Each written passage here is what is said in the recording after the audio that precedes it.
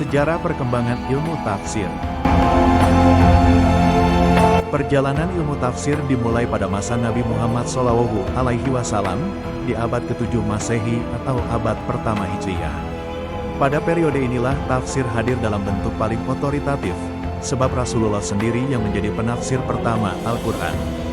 Beliau menjelaskan ayat-ayat yang turun melalui sabda, perbuatan, dan ketetapan.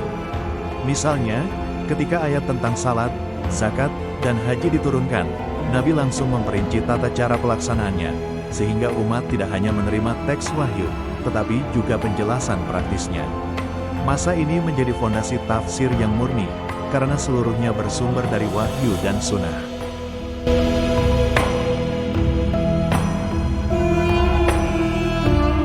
Setelah wafatnya Nabi, tafsir dilanjutkan oleh para sahabat yang hidup pada abad ke-7 hingga awal abad ke-8 Masehi. Mereka memiliki pemahaman mendalam karena menyaksikan langsung turunnya wahyu.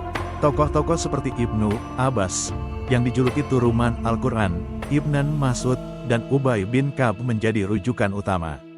Tafsir pada masa sahabat masih sangat sederhana, lebih menekankan pada makna literal ayat, penguasaan bahasa Arab, serta pengetahuan tentang sebab turunnya ayat. Coraknya tetap riwayat, bersandar pada penjelasan yang pernah mereka dengar dari Rasulullah, tanpa dipenuhi takwil spekulatif.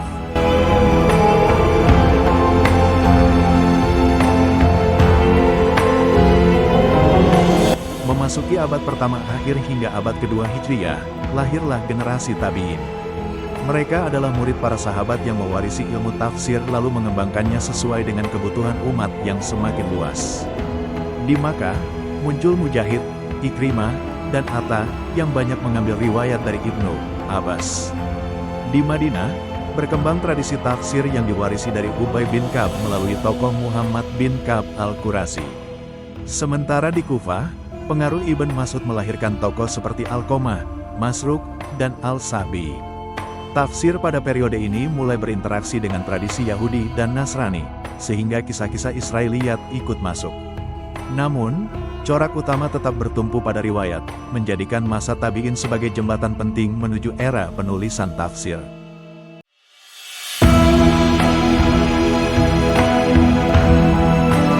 Abad kedua hingga ketiga Hijriah dikenal sebagai masa tadwin atau kodifikasi.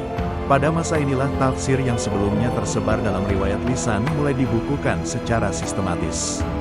Tradisi penulisan berkembang seiring dengan pembukuan hadis dan ilmu-ilmu Islam lainnya. Salah satu karya terbesar dari masa ini adalah Jami' al-Bayan, an Ta'wil Al-Quran karya Al-Abari, seorang ulama besar yang wafat pada tahun 310 Hijriah. Kitabnya menjadi ensiklopedia tafsir riwayat yang sangat lengkap, menandai peralihan penting dari tradisi lisan menuju tradisi tertulis, sekaligus membuka jalan bagi lahirnya corak tafsir yang lebih beragam di era klasik.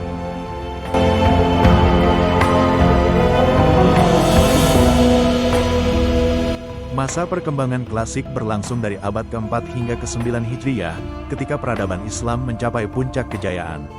Tafsir pada periode ini tidak hanya bersandar pada riwayat, tetapi juga diperkaya dengan ilmu bahasa, fiqh, filsafat, teologi, dan tasawuf.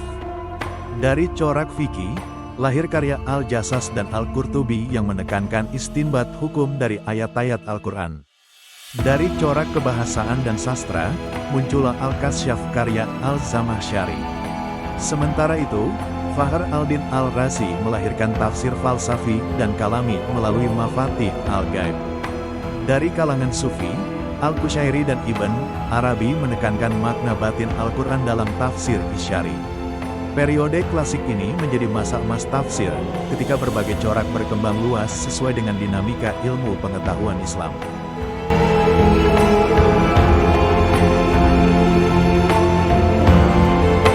Memasuki abad ke-19 hingga era kontemporer, tafsir menghadapi tantangan baru.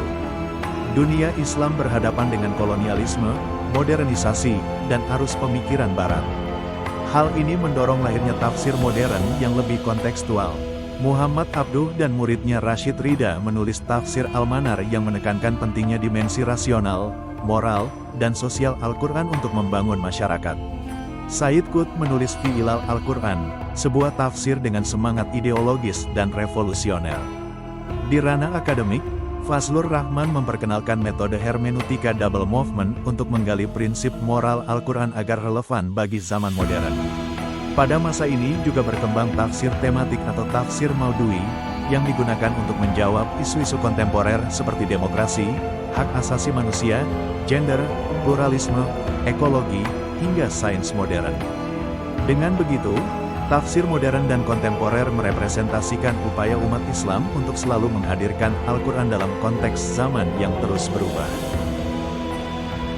Dengan menelusuri perjalanan ini, terlihat jelas bahwa sejarah tafsir bukan sekadar catatan kronologis, melainkan cerminan dinamika pemikiran Islam. Dari masa Nabi hingga era modern, tafsir terus berkembang, beradaptasi, dan menghadirkan pesan Al-Quran agar senantiasa relevan bagi umat manusia sepanjang zaman.